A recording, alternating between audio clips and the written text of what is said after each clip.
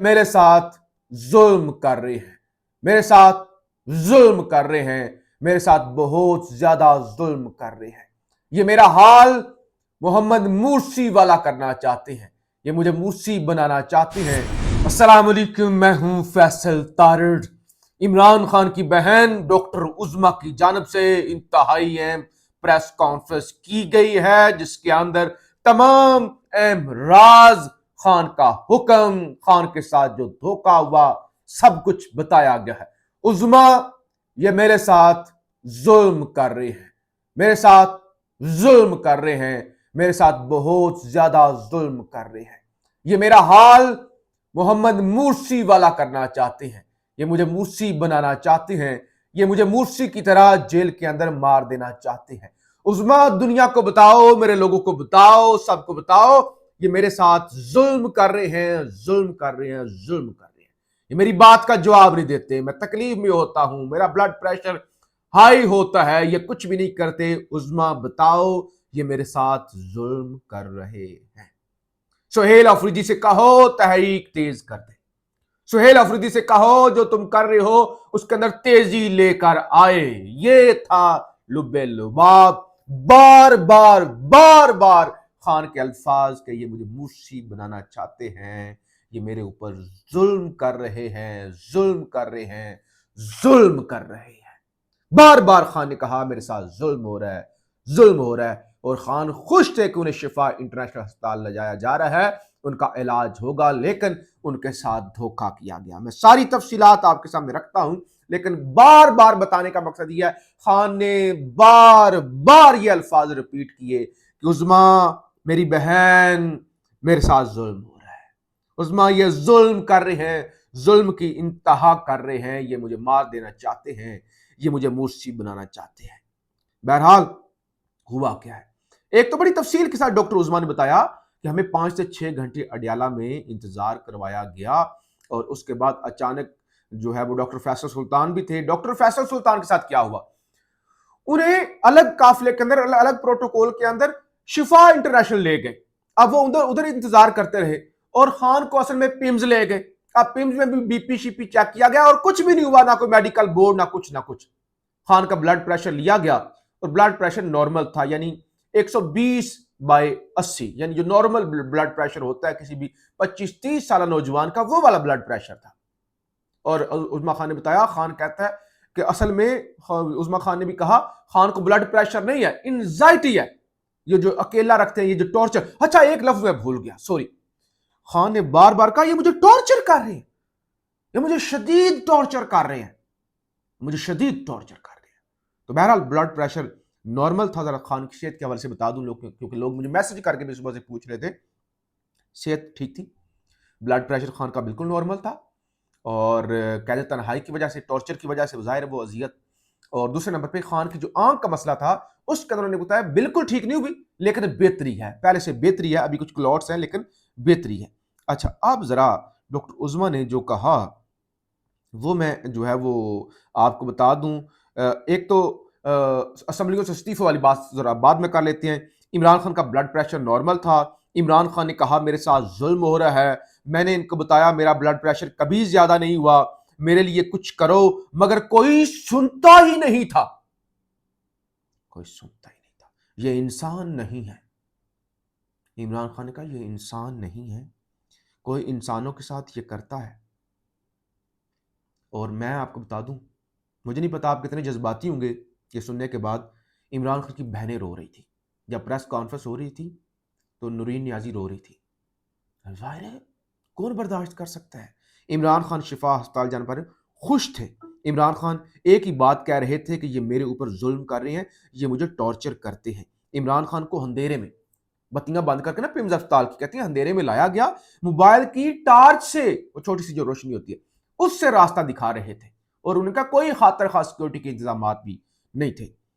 कहते हैं इमरान खान डॉक्टर फैसल सुल्तान का नाम सुनकर खुश हुए और कहा अच्छा फैसल आया है, तो नाम सुनकर खुश हुए, लेकिन जाहिर है डॉक्टर फैसल सुल्तान से तो मिलवाया ही नहीं गया, जो असल डॉक्टर है, जो सुप्रीम कोर्ट का हुक्म था। एक तो सुप्रीम कोर्ट का हुक्म था शिफा, ये पिम्स ले गए, फिर डॉक्टर फैसल सुल्तान है ही नहीं है।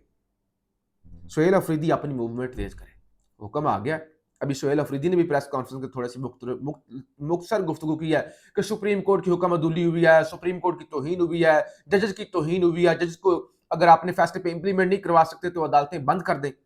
और उन्होंने कहा खान का हुक्म सर आंखों पर, कल मैं हंगू जा रहा हूं, मुख्तलिफ इलाकों के अंदर जा रहा हूं, तो आप स्ट्रीट मूवमेंट के अंदर, इस मूवमेंट के अंदर तेजी देखेंगे। यानी खान की उम्मीदें तो सोहेल अफरीदी से और लोगों से हैं।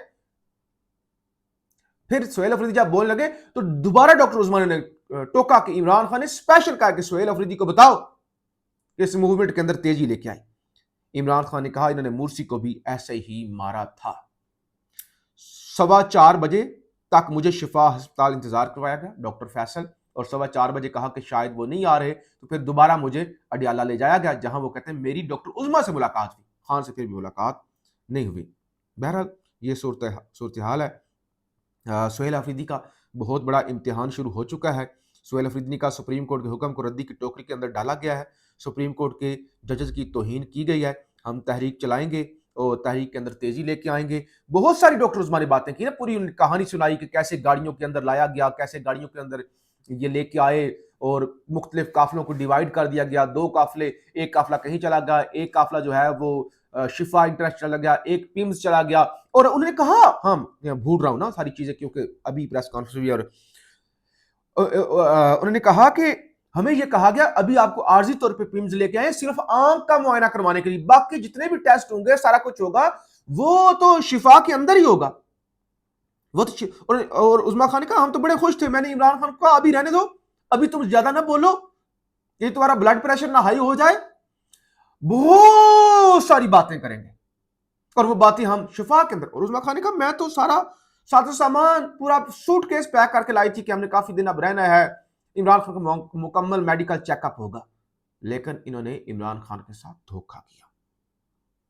एक तो कुछ खबरें मैं आपके सामने रख लूं। हुकूमत की कानून साजी रुक गई है। सेनेटर मिशाल यूसुफजई ने कोरम की निशानदेही कर दी सेनेट के अंदर, जिस वजह से अडजर्न हो गया इजलास। हमें फ़ोन आया, हम 8:30 बजे अडियाला जेल पहुंच गए, डीएसपी के कमरे में बैठ गए, डॉक्टर फैसल को लेकर गए, फिर मुझे कार में बिठा दिया। पुलिस कुछ नहीं बोल रही थी। जब हम किसी जगह जा रहे थे फिर बताया गया पीएम्स लेकर आए हैं डॉक्टर उज़मा।